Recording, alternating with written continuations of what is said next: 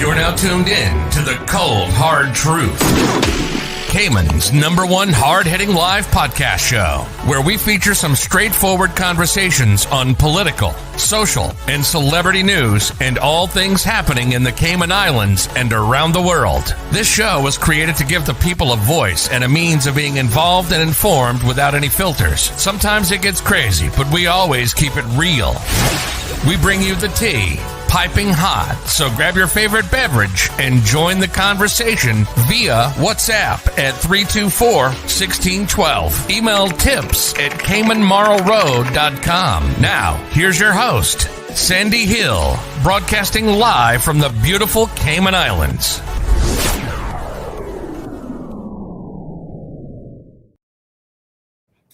Good evening, folks. How is everyone this lovely evening? Allow me to put on my mic. I'm sitting here. So interested in the introduction that I forgot to mic up. Can you imagine? My goodness. What next? How is everyone? Did you guys have a super productive day? Who's here with me? Let me just have a look and see. Who've we got? We have Ingrid, Joy, Oral. How are you guys doing? Thank you so much for tuning in. So as you guys know, we were supposed to have someone joining us this evening in relation to the Honduras fundraiser, but unfortunately they got stuck at a meeting for their event. So they won't be joining us. So we'll just have a little bit of open mic session. We'll continue our conversation from this morning because we had a long list of things that we wanted to discuss this morning, but unfortunately we did not get to those. So good evening to Sophia. Yes, I went and got a little treatment for the hair. Rocio did a heat treatment for me and then just gave me a couple curls. So thank you so much. Angela joining us from the UK. Beautiful Angela. Thank you so much. What's the weather like there right now? I know you guys are on a lockdown. Would love to hear a little bit more about how that has been going for everyone. My apologies. But yep, it was a good day. Lots of potholes on the road. No kidding. That little bit of rain that we had managed to do a number on our streets. Now I saw that the pavers were down in Windsor Park because Windsor Park, I actually drove through there yesterday, was a hot mess. I mean, literally the roads are like you're driving in your car as you're shaking. So they're doing the most urgent areas first, but you got to be patient because there are a lot of potholes everywhere. So hi, Anne Marie. Hi, Nancy. Evelyn is here as usual for it. So listen, there's a couple of people who've been going around stealing from others. And we're going to talk a little bit about that tonight. So one of the stores that has been hit a couple times recently is McRuss. I've got video footage. I'm going to be putting it up later. So, people send us the footage and yes, we will put it up and we will name and shame you for shoplifting because everyone right now, I feel that everyone is working incredibly hard. If a small business like McRuss has Caymanians employed, they're keeping people in jobs. The last thing you should want to do is to take from those companies because that's perhaps one less dollar, my apologies, that they have available to pay their staff, to pay pension, insurance, all these other things. So it's just not cool. Like, seriously, I'm just not into it. I hate when people steal from others, whether you're in need or whatever your personal situation is. You do not know what the situation, sorry, got a frog in my throat. You do not know what the predicament or situation is for other people. And just because it's a company, it's like the people who were stealing from Cayman Bay. I'm guessing that they're assuming that, oh, well, people in Cayman Bay have tons of money. These are big time companies. And you know what? They don't have tons of money like you think. They're in a premium location. So yes, they do pay for that location, probably more rent than in other places. And there's some businesses in Cayman Bay, I know for a fact, who have had to shut down because they can't afford the rent, or maybe they had more than one store location and they've had to make some sacrifices along the way. So, at the end of the day, it isn't cool. It's just wrong.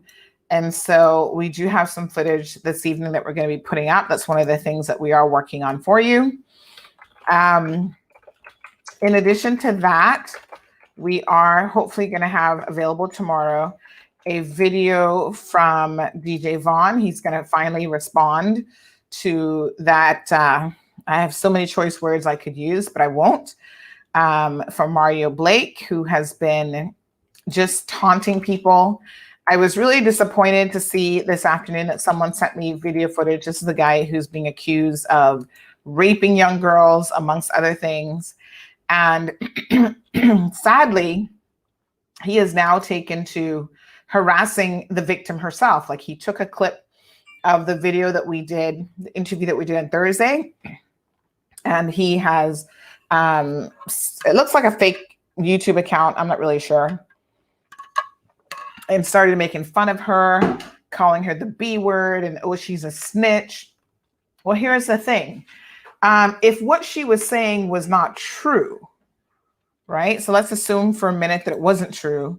How is it possible for her to be a snitch? So a snitch isn't someone who tells a lie. A snitch is someone who is telling the truth, but they are exposing you and, talking to the authorities. So for her to be referred to as a snitch, I think says a lot about him and whatever few supporters he has who think it's okay to, scare girls and to molest and rape them. And it's not okay. And, what I want to say, Mario, is you are a father. And whether you care about your daughter or not, because chances are you probably don't. I've seen people like him, and they care about very little other than themselves.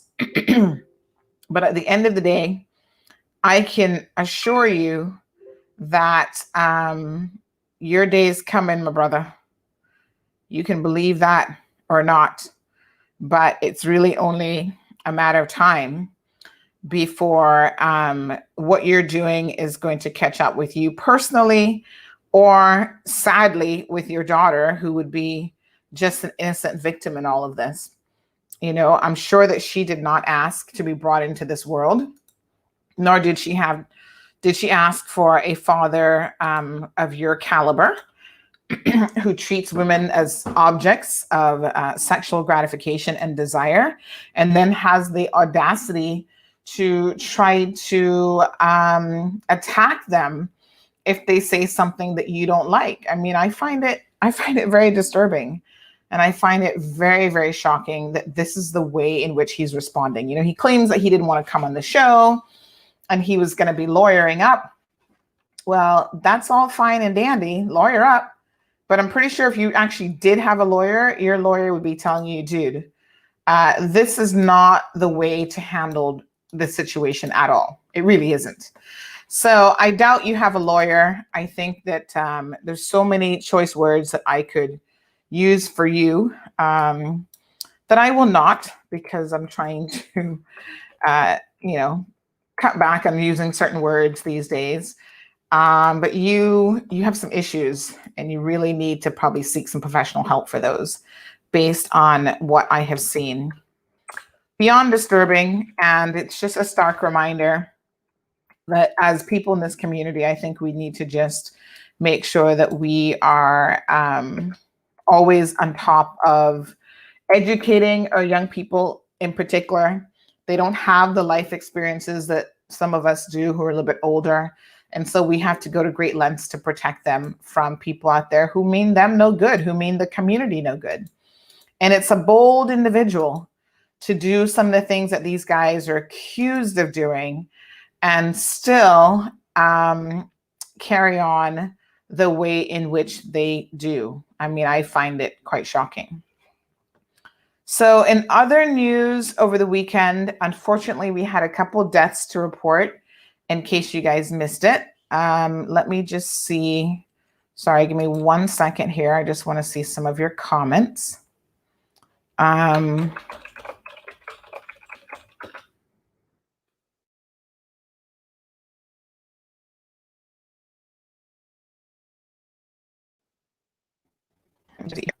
um,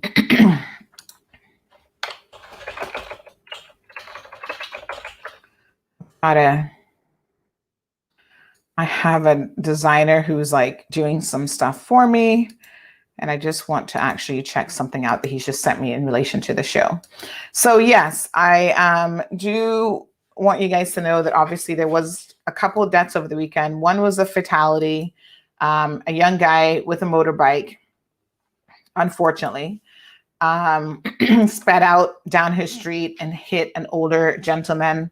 I'm thinking that this guy is like in his 50s or close to 60s. And unfortunately, he lost his life over the weekend. And we do have another lady that apparently had a massive heart attack. So a lot of people know Annette, and our condolences go out to the Reed family as they're mourning the loss of a mother, a sister, and a daughter. Her parents, I'm sure, were beyond consolable, especially her mother, from what I understand. Alice, thank you so much for tuning in tonight. Romelia, good evening. She says that she's blessed and highly favored. Isn't that beautiful? Angela says it's crispy autumn weather. Sorry, lockdown is rubbish, but it has to be done. Love your show. Thank you so much, Angela. Hi, Rosa. How are you doing? Maureen is here. Nancy says lockdown works if everyone does it. And in fact, I was reading something about, I think it was Australia, that has successfully done it, believe it or not. Romelia says, I tried contacting CUC regarding cutting the trees from their power lines in case something like this happened, and all now I can't see it happening. Send us the address. We'll see what we can do. Sometimes I actually call the NRA, because if it's like a derelict property or whatever, they will assist with those things as well, because we have a tree in our neighborhood that constantly grows over into the road, and the NRA is always pretty helpful with that. Elizabeth, good evening. Marshall, thanks for tuning in. Shay says anyone supporting such a person is no better, referring to Mario. And I absolutely agree with Shay. In fact, not only are they no better, but in my estimation, they are actually worse than him, because he clearly has some problems. I mean, I am not a professional, so I don't want to diagnose him with anything. But anyone who thinks that they can go around, raping people, taking people places against their will, and just feels like there will be no consequences for their actions, they make light of it, they laugh about it, they blame other people, that person just isn't playing with a full deck of anything, right? And, everybody says, oh, they just haven't bucked up on the right person here in the Cayman Islands. Well, who's going to be the right person? And at what point does that actually happen? And then you end up having the right person get themselves in trouble for the wrong person, because he's the one who should be in jail. Nobody else should be in jail. But this is how it works. This is what happens. So I think that those persons who give him the bravado, who let him think that he can still be accepted in a community like this, although he behaves in the manner in which he does, they are worse than him, because they are condoning. The rest of them are supposed to be normal people, right? And they are somehow condoning his behavior. And there has to be something said for that. Like, it is just utterly disgusting. As a community, I keep saying this, but we cannot continue to allow someone like him to do what he does and gets away with it. That's why I wholeheartedly applaud the young lady who came on the show on Thursday, because yes, she took a real chance with coming on the program, and it worked. Wonderful. Thank you so much. My graphics guy is awesome. So yes, check out our new look just that quickly. He was able to sort that out for me. So beautiful. I got to get him to do my Christmas ones for me too. So yeah, folks, it's just really disturbing. And if he knew that as a community, we were all as disgusted as I am by his behavior and as a lot of you are. And people actually said it to him. I mean, how do you get accused of like rape and molesting young girls, taking pornographic pictures of young girls, and you still walk around in this community like you're a big shot? Like there is nothing wrong with you. Like how exactly does that work? You know? It says a lot about us as a community, because in other communities, he would probably be dead already. Let's be quite frank about it. If he was in his own country of Jamaica, someone would have dealt with him a long time ago. And the fact that, you know, here he gets away with it without any real repercussions says more about us than it does about him. It really says a lot about us as a country. And I'm personally very, very offended by his behavior. I think he has some serious issues. And, you know, the one day that something eventually happens to him, am I going to be upset about it? Probably not. You know, you might even cheer somebody like that on, because they probably would have finally done the right thing by their children or someone else. And it is what it is. Beulah, good evening, my dear. Thank you so much for tuning in. Thank you, Morna, for the compliment. I think you missed it, but I was saying I went and got my hair treated today. And so anytime I get it treated, I get a few curls put in. So thank you. I really appreciate that. Thanks, Miss Beulah, as well. NRA came to assist, says Romelia, but NRA will not cut near power lines. I got it. Well, send me your address on WhatsApp. Let me see if I can reach out to someone at CUC and see if they can get out there. Obviously, they've been very busy over the last couple of days. They have been, you know, making all attempts to try to get electricity back up for people who are without power. I think most people were back up by late Saturday night, early Sunday morning, and they're working on the school, for example, and a couple other locations. So I'm sure at the moment you're not going to be at the top of the list, but do send it to me and we'll see what we can do. Some real lessons about the storm, folks. We have got to be prepared. You know, we still are in hurricane season. It's not over, folks. It's nowhere near over. And one thing that 2020 has proven is that it's going to break all records.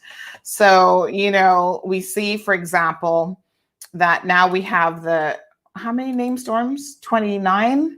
This is a record. This is now broken a record that was set back in, I think, 2005 for named storms. Let me just see here.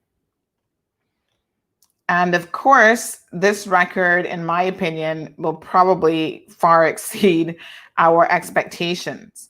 So the predictions were not really for this many named storms. But like I said, 2020 just keeps coming hard and harder. And it just seems to be that type of year. So Marshall says, but how is he getting caught up with all these young girls and they're not aware of what he is going on with? Marshall, I think there's a couple ways to think about it. The first one is Cayman is small, but yet in so many respects, it's big. I think I showed you guys this morning where he was trying to recruit girls from Latin countries, is what he said. Latin girls from Cuba, Dominican Republic, whatever. When you come into the Cayman Islands, you don't always know the lay of the land. And that's one of the reasons why I have personally pushed for a sex offender registry, right? Because people don't know. We have a very transient community. So people come in here and they leave and they go back and forth, or, all the time. So there are those people who are at a real disadvantage, the visitors to our country. They have no idea who these people are. And I keep forgetting that perhaps I actually haven't shown you guys his picture. So I do want to put it up because here I am talking about the guy, but how many of you even know what he looks like? You know what I mean? You still don't know who he is.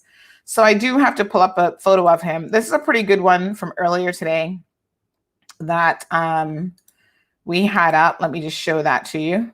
So there he is in all of his disgustingness. And, oftentimes you'll see him with a camera in his hand, walking around with a camera. So parents, make sure you know this face. You know what he looks like. Looks like in that picture, he's got a girl on each hand. And he goes by Vibes. I'm going to show you another picture here. Vibes Time Entertainment. There he is again. That looks like he was a little bit younger then. But the allegations are that this offending behavior has been going on for a really long time. And so, parents, be aware. Show your girls this photo. Let them know who he is, what he looks like. Even Caymanian girls, Marshall, do not know who he is because he's a bit older, like the young lady who came on Thursday. He's a lot older than her. So, they're not running in the same circle. She's not a kid that goes out a lot. So when he approaches her about a modeling gig, she's like, okay, he seems all right, was what she was thinking. But it wasn't long before people started to say, be careful. Now, this is a thing that I always have. The issue that I have, to be quite honest, is when people are saying, be careful, they are not going into any significant detail as to why you need to be careful. So they are not, for example, saying that, listen, this guy is alleged to have raped other girls, or he's taken all these naked pictures of girls, including underage girls, and conveniently loses his laptop all the time. And these pictures get leaked out there. That isn't what's going on here. I've heard of girls having to run back to Cuba because of the predicament that this young man has put them in. They've had to run back home to their own countries. And so no one is giving you any details. People are talking around the subject. And that's one of the things that on this program, quite frankly, we refuse to do. We're not going to talk around it. We need to see right through these individuals, talk right through the subjects, and to let everyone know the cold, hard truth and what is going on. So there's a lack of information out there. And I think that is why these offenders are able to get away with it. And think about who they tend to, on a regular basis, go after. Underage girls or barely legal girls, very young girls who are inexperienced. They don't know. A lot of them may not necessarily be in that party and lifestyle because, heck, they're not even supposed to be in the club. So remember the story that Tia shared with us of how there was a girl who was she 15 or 16 or whatever? So she's not supposed to be in a club drinking. She's not 18. And there she was. Oh, he said, don't say anything to anybody about my age. Right? So they are naive, a lot of these young ladies. And it is the responsibility of the parents and the broader community to make sure that our young girls know how to protect themselves. And this is the world of social media, where he is using social media. He's private messaging them. He's DMing them. He's using all of those tools to reach out to these young girls. We have to be prepared equally to use those same tools to advise our young people to be wary of individuals like this. So let me show you some of what him and his trolls and his friends have been up to, because the more you understand the disgusting behavior that he is engaging in, and anyone who supports him, the more you understand how dangerous of a person he actually is. This is no joke. So give me 1 second here. I'm just trying to pull up some of the images. There was an actual video that he had done that I reported because he took part of our interview from last week and did an overlay on it and saying that this young lady is a bitch, and then it says, no, she's a snitch. I mean, this is when you got a lot of time on your hands, folks. And it's disturbing. So I saw, let me just see if I can bring it up here, folks. Because, you got to know what people are capable of. This is what he is capable of, and this is what he is doing. And once you get it and you see the real person, no one can pass this dude on the street, and no one should be able to pass him on the street and have 1 ounce of respect for him. This is not a professional. He's not a professional photographer. He's a guy who grabbed a camera, started making a little bit of money off of it, doing events, fancied himself to be an recruitment agency for models, or so he claims. And then, he downgrades them, he harasses them, and does the most to them to make them feel like nothing. These are mind games that, to be quite honest, he could only play with what we would consider children to the rest of us, because he wouldn't be playing that kind of game with somebody like me. On a serious note. But we have a responsibility as a community to protect our children. So let me show you guys exactly what he's been up to. So I told you earlier how he was blaming other people, DJ Vaughn. Now look at this. He's also got this up there. He says being a rat is illegal. And he put that over what somebody else was saying. This is one of the few idiots that was actually in the conversation on Thursday, saying, don't wait years, speak up from the time it happens, whether it be a girl or a boy. Well, that's nice of Jamie Montero to say, because clearly he has never been a victim of a situation. He's never been an assault victim. He certainly has never been scared for his life, because he would know that, as with most victims, it is very difficult for them to speak up in the best of situations. Here's another one. So this is where, again, him and his cronies and his friends, lisp girl is a bitch. Snitch. And he does this whole YouTube thing about it. And he thinks that this is funny. I don't know if YouTube has taken the video down as yet. I certainly hope that they have. Let me just double check. And whoever created that account should be blocked. Yes, YouTube has thankfully taken it down. So, they think that they're funny. They think it's all fun and games until a parent, and I tell you what, her mom might be the parent for him. Let him keep it up. One of these days, a parent's going to say, you know what? I've had enough of this kid. Where does he live? And then, of course, that's when the police want to get involved and, oh, don't do anything to him, blah, blah, blah. And it really kind of makes you wonder, what is the point even of some of the things that people are having to endure? So I would say that there's more to come with this situation. This young man is very, very, very brave. Call it brave, call it stupid, but he's asking for trouble. And he may just get exactly what he's asking for. That's all I can tell you. Hi, Catherine. Hi, Bonnie. How are you guys doing? I feel like I don't want to waste any more time on this guy, but this is so disturbing to me. And it's so dangerous for young girls that I just had to give you an update in terms of what transpired throughout the day, because, he had time to set up a YouTube video. He had time to continue with these messages and trying to attack victims. So in other news, I did mention earlier that obviously we had thunderstorm Eta over the weekend, and Eta came in as a tropical depression, I think initially about 30 miles per hour. And I think she went up to like maybe 35 when it was over the Cayman area. And so most of us, yes, Catherine, my dear, he's at it. He's in attack mode, and he's attacking everybody else except for looking at the molester in the mirror. That's basically what's happening here. Noelle and Kizzy, thank you guys for tuning in.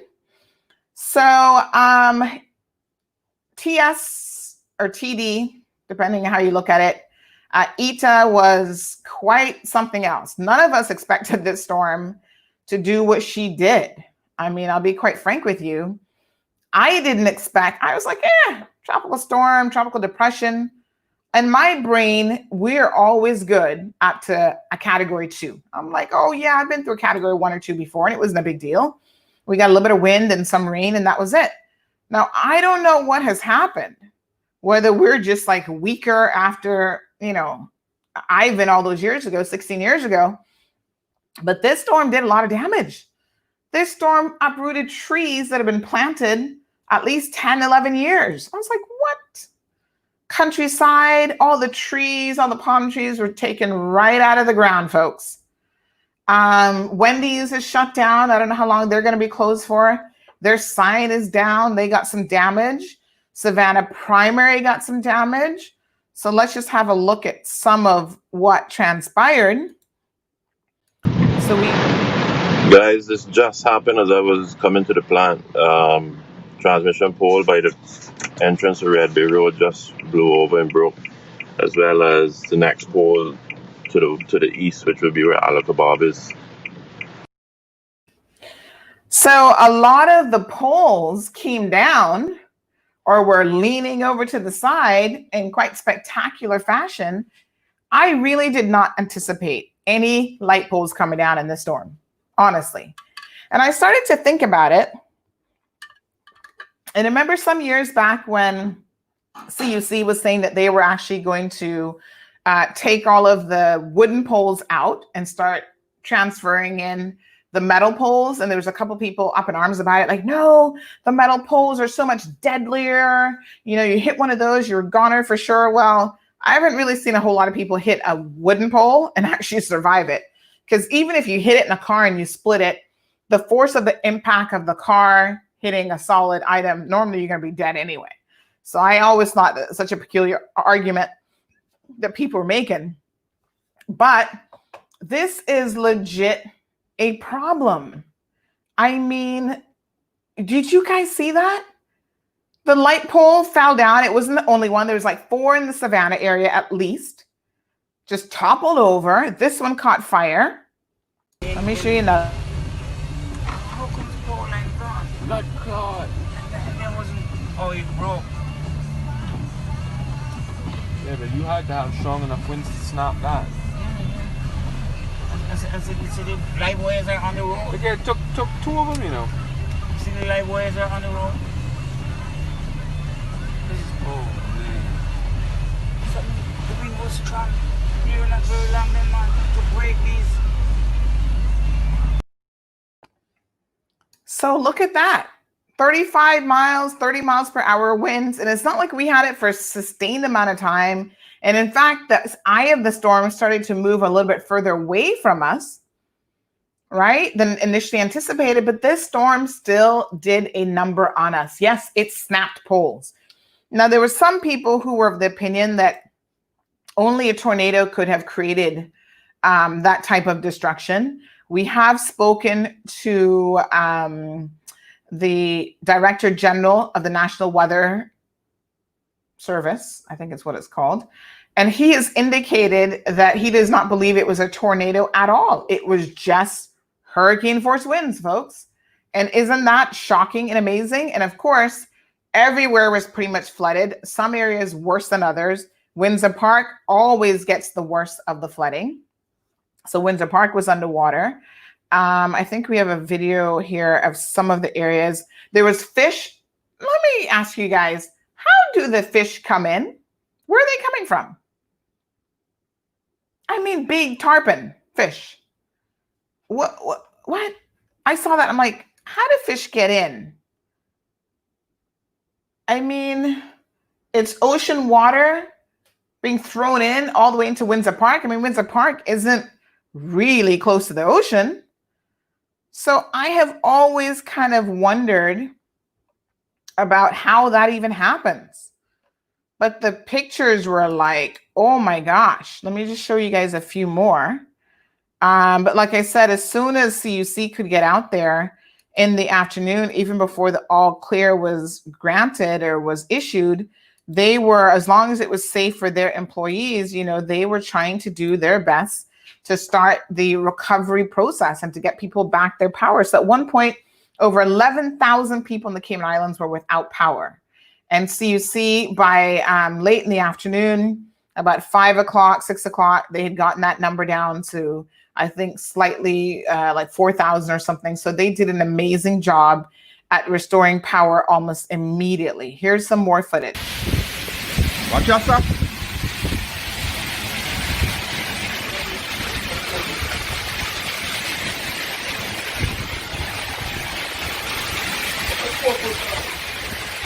I know, come.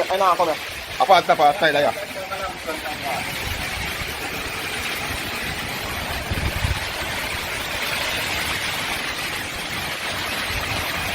North side.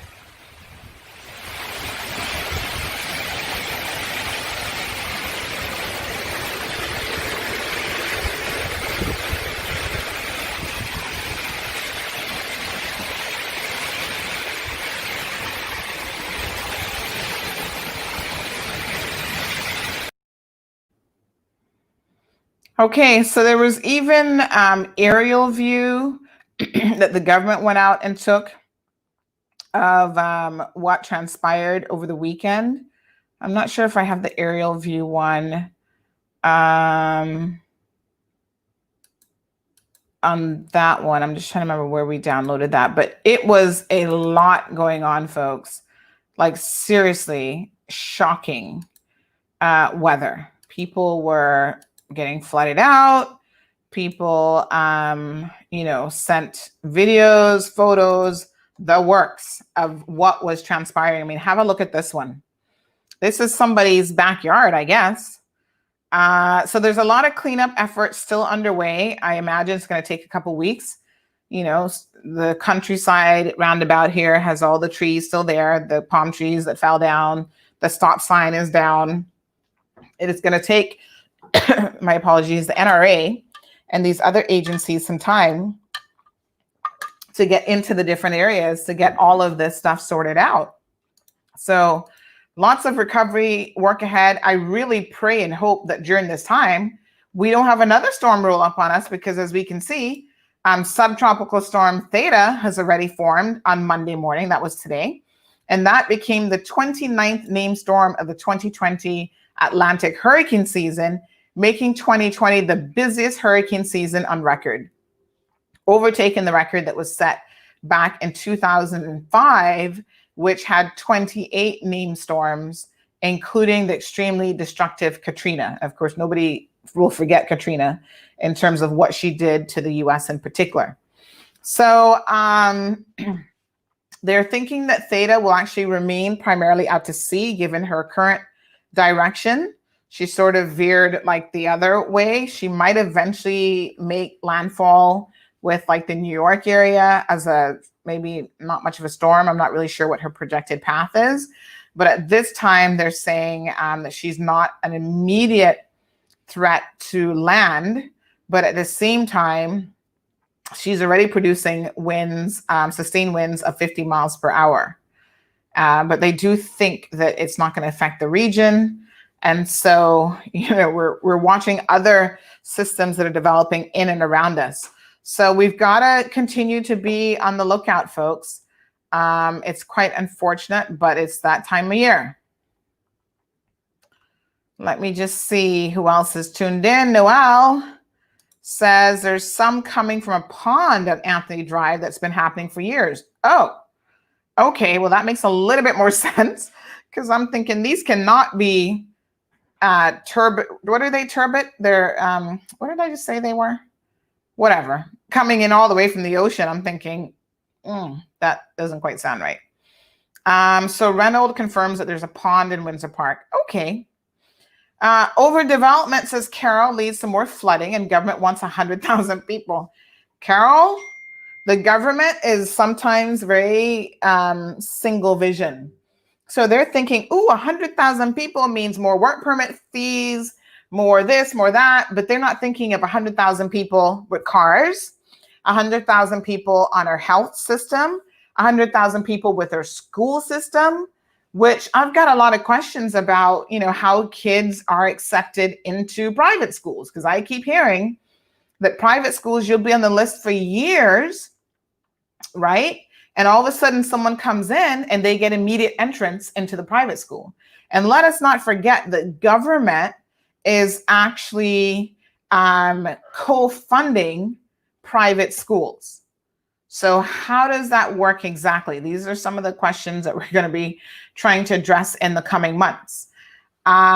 So Noel says, why would people park under trees? Well, I don't know, but I don't know how their yard is organized, but sometimes people may not have a choice. Let me show you guys another one of, I'm trying to remember who sent me this one. Let me just see here. This was someone's brother's car that actually got damaged, not because he was parked under a tree, but because someone's roof did this. Check this one out. This one, I was like, what? Hold on a second here. Let me just download this video. But give me 1 second. I'm going to show you the damage that was caused by somebody's roof. So there are people who had roof damage. There are people who lost shingles and that sort of thing from this storm. So yes, there are people who will have to probably make an insurance claim if they don't have the money to actually do the repairs out of pocket.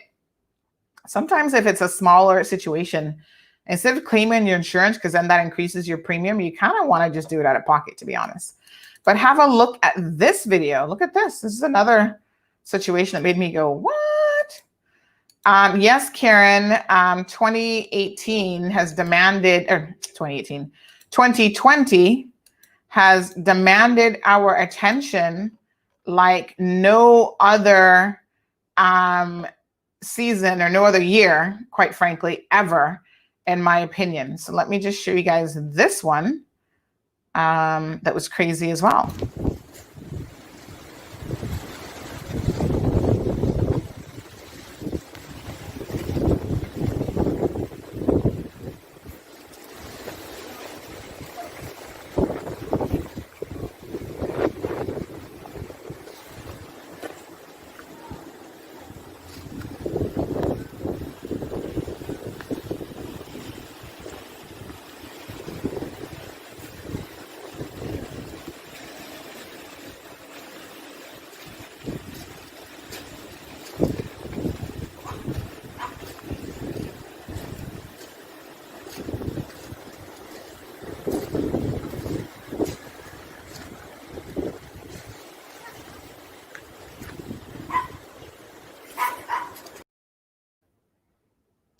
So look at that poor car.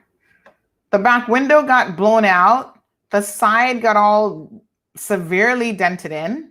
It looks like the cap area for the fuel is like ripped off completely. Unbelievable. So yes, we do have some property damage as a result of this storm, but we are so thankful because there's been no loss of life. I have not heard of anyone, dying as a result of this storm. We got some cleanup to do. There were people who were definitely underwater. Their homes got water inside their homes, and it did experience some damage, but it could definitely have been far worse than this. So a lot of people sent me video footage. Like I said, I'll try to find the overhead one. I'm just trying to remember where to put that.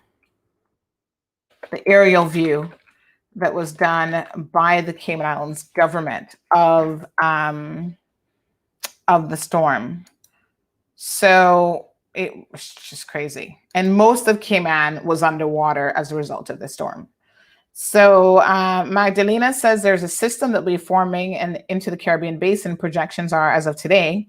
Looks like it would head to Nicaragua again. Oh my gosh, those poor people. They can't take any more, to be quite honest. Honduras can't take any more. It's really sad.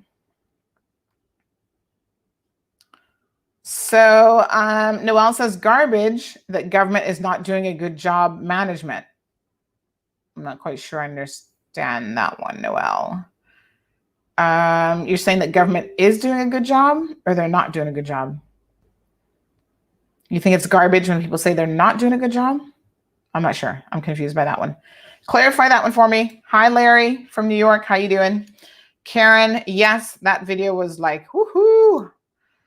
Lots of shocking footage. I mean, one thing about news in 2020 is you get it as it's happening.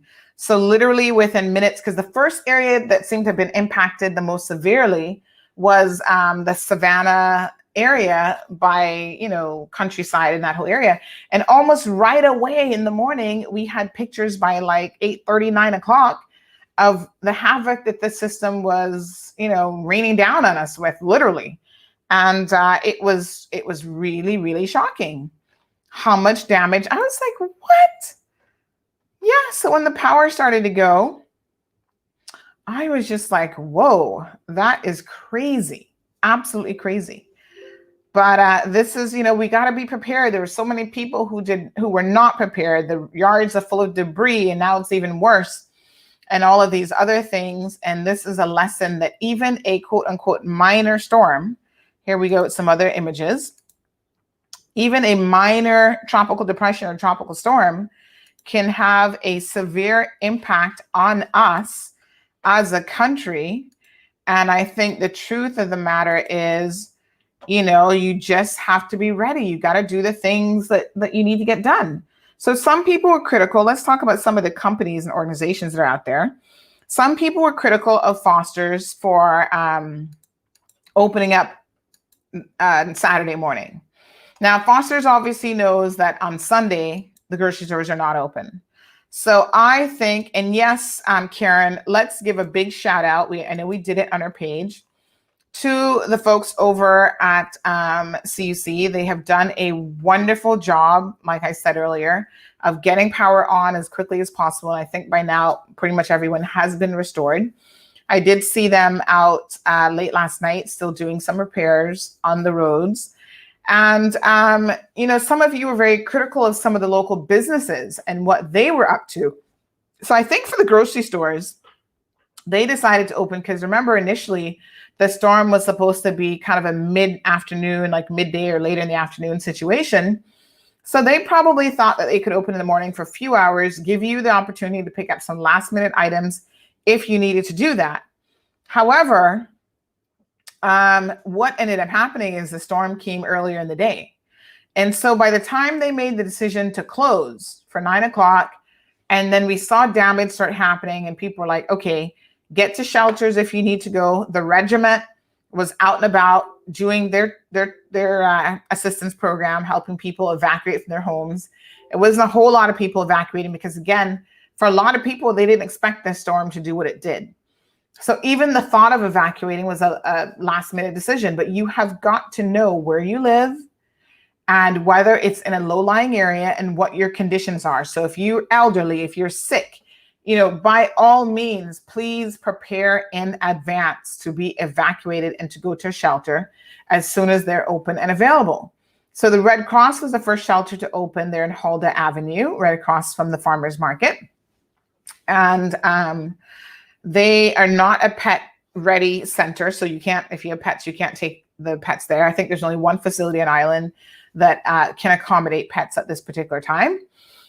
But they did open, and then there are people who are working at gas stations. There was only one, I think it was Arubis and West Bay Road that was open. All the other gas stations on West Bay Road were actually closed. Now, I was really surprised that the gas station decided to open, to be honest, for staff to go in. And when staff went in, of course, you know what that led to. By the time, 10 o'clock, 11 o'clock rolls around and they're like, oh yeah, this is not looking too good. Plus we ain't getting any customers because nobody in their right mind is going up to the gas station. And the downpour, the torrential downpour, who's going to be pumping gas in that weather anyway? So by the time staff were instructed to leave, the roadways were already becoming a problem. So the roadways were already full of debris. It was torrential rain to the point where it was barely visible to see where you're going. You're going through floodwaters. This is very, very dangerous. Driving through or walking through floodwaters is never recommended. Like, you don't know what's in the water with you. You don't know when you're going to hit a pothole that's going to tear underneath your car out or whatever. So, there are a lot of concerns with employers not following government orders. And the thing about it is government doesn't mandate, and I've never understood this, and I think government needs to address this once and for all. The second government says we are under a tropical storm warning, hurricane warning, whatever. That is a cue for all non-essential businesses who do not require emergency personnel to shut down. And I don't care, as we can see, it was only 30, 35 miles per hour, and it did significant damage to this country. This is not the time for you to be pushing the envelope and putting the lives of your staff at risk and instructing them to come in. Government should put this in law, that the second they issue any kind of an alert or warning or whatever, businesses should be mandated to allow staff, if they're at work, to leave. And if they're not at work, they do not come in, with the exception of very few services like police, like EMT. Those are the emergency personnel and the emergency services that we know, unfortunately for them, fire, rescue, and so on, they have to work in the worst of conditions. And even them, they will have a protocol. You know, they're not going to send their staff out there to work in dangerous conditions. They wait until a certain point when things have subsided a little bit, CUC, to try to get people back out there to make repairs or whatever is required. So one of the companies that it was brought to our attention was telling staff to come in to prepare for brunch, of all things, before the all clear was even given, was a restaurant by the name of Tilly's. Now, it's at this hotel called, what's it called again? Palm Heights. Now, I've never been there. I think I went to Tilly's once. I haven't really been there. You know, whatever. I don't necessarily need to go there for brunch or whatever. But at the end of the day, it seems to be very popular for Sunday brunch. A lot of Caymanians love it. I see all your photos on social media having a great time at Tilly's. Good for you. However, any company, any organization that is going to send out messages, and we saw the WhatsApp messages with the timestamp, they're going to send out messages to employees saying that, you know, you need to come in to start setting up for brunch. That's a problem. That's an absolute problem. And it shouldn't be allowed to just go on, you know, responded to by our government. Our government should be there. They're elected officials. You know, we have hired them to do a job. And one of the jobs that they should do is to protect the people of this country. And protecting them means from private sector a lot of times. These companies should not be able to say, let's start preparing for brunch. Now, there was a video that was in circulation of a man trying to hold down the topping of a tent that they use, I guess, on the beach for brunch. And let me tell you something, he's lucky, because that wind was whipping, and he's lucky that it didn't whip him right off that into the ocean. But one source has contacted me, and they have claimed that the video was not taken when they were trying to set up for brunch. It was taken when staff earlier in the day were trying to secure the property during the quote unquote lockdown process. I'm thinking, what? Secure what property? In the middle of a storm? That doesn't even make any sense. In some ways, that's worse than it being 2 or 3 o'clock in the day after the bulk of the storm had passed. But, you know, when you're on the ocean, the wind is still very much kicking. So I don't know what to believe. I do see the video out, and the video says something like, oh, when brunch is more important than anything else or whatever. And that's, you know, what was being circulated. So Dean says 100,000 people producing more garbage that government can't manage. Well, that's another concern. I agree, Karen, that this storm was greatly underestimated. And Dean shares that it went up to 60 miles per hour, probably gusting up to that at some points. And right, so Noel has clarified his comments. He says, not doing a good job. Another 100,000 people increase more garbage. The dump is a hot mess. And the government has not done a good job sorting this problem. To accommodate more people here in Cayman, we first need to put all the correct structures in place. So yes, infrastructure is a big consideration. Not only infrastructure, folks, but I don't want 100,000 people on this island supposedly creating jobs when we have Caymanians now who cannot even find a job in the current market. And I want to say a big shout out to, I think it was Michelle. Let me tell you who said this on Facebook, because she was saying something about this whole job situation. She's like, you know, I'm in a bunch of of groups. And I'm seeing all these people coming to the Cayman Islands with all these job opportunities. They're getting jobs, they're doing the most. And at the same time, this is Jennifer Martinez. And Jennifer says, to be very, very fair to her, she says, it seems like every other post on Facebook is regarding people moving here. Sure hope that unemployed Caymanians seeking jobs are given a fair and honest opportunity before those jobs are offered to expats. So we cannot, we're talking about this global citizen program and all these other things that we're introducing.